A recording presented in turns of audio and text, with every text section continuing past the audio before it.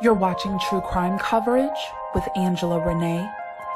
Hit that like button, subscribe, and hit that bell to get notified. Let's get started.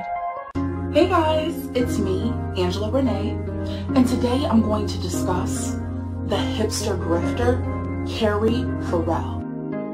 In 2009, the 22-year-old with the tattooed phoenix on her chest scammed her way through Utah and Brooklyn. If you got to know Carrie a bit better, then you would hear fanciful stories about her coughing up blood, unwanted pregnancies, and cancer. Carrie is outgoing, talkative, flirty, and good at making friends. However, she liked to pass bad checks, ultimately taking thousands of dollars from her friends.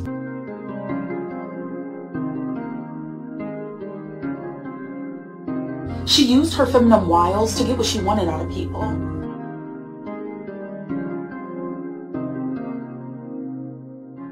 And we are kicking off New York Art Fair season. Now, is there any way that I could, maybe possibly get your social security number? So are you thinking about purchasing any of these pieces? That's what's up!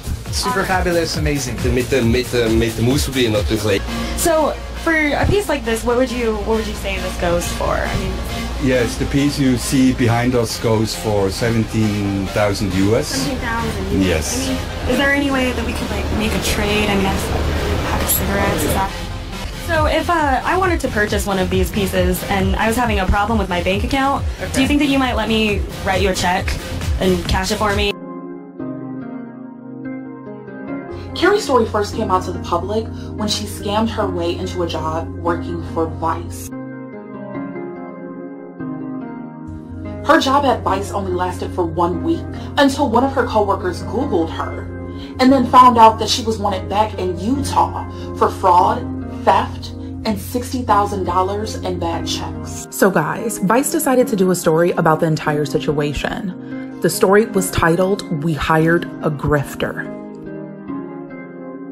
Before she started scamming, she was a high school dropout, living in Utah, working as a veterinarian technician. They had me at $11.75 an hour, she said. At the time, that was amazing because all the people I knew still in high school were working at Little Caesars for $5 an hour.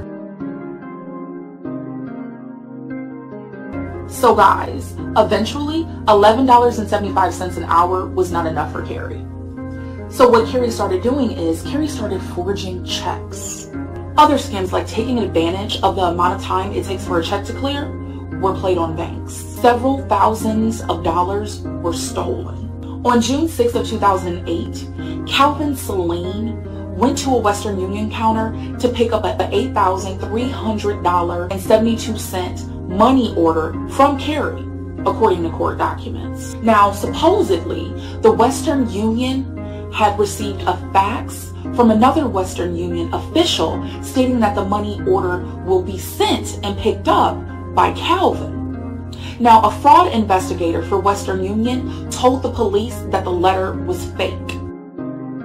All eyes were on Carrie, and guess what she said?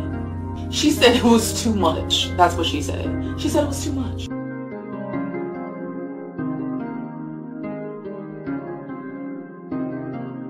She had lost her job, was being harassed, and said it was time for her to clean up her record.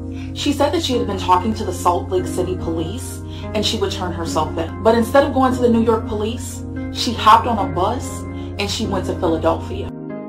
In August of 2009, Carrie pled guilty to third-degree felony forgery, 2 misdemeanor counts of issuing a bad check or draft, and 1 misdemeanor count each of attempted forgery, attempted identity fraud, and attempted issuing a bad check or draft. She was sentenced to 9 months at the Salt Lake City Correctional Facility. She was also ordered to pay a $1,000 fine and $4,194 in restitution. While Carrie was behind bars, her story hit the small screen in an episode of Law & Order. The episode, titled Just a Girl in the World, aired in October of 2009, featuring a lady named Emma with lots of similarities to Carrie.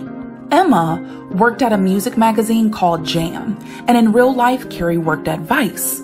Emma has a chronic kidney disease, anemia, a liver disease, and a heart condition. In real life, Carrie claimed to have cancer, and Emma had warrants for her arrest in numerous cities.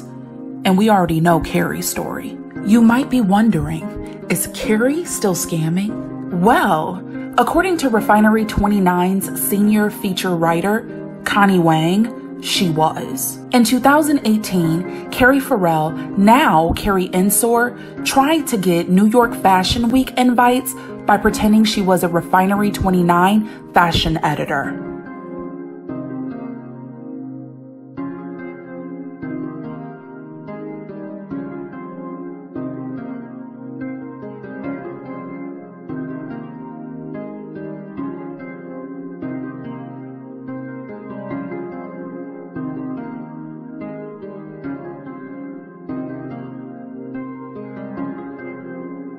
So guys, comment below and I'll catch you in the next video.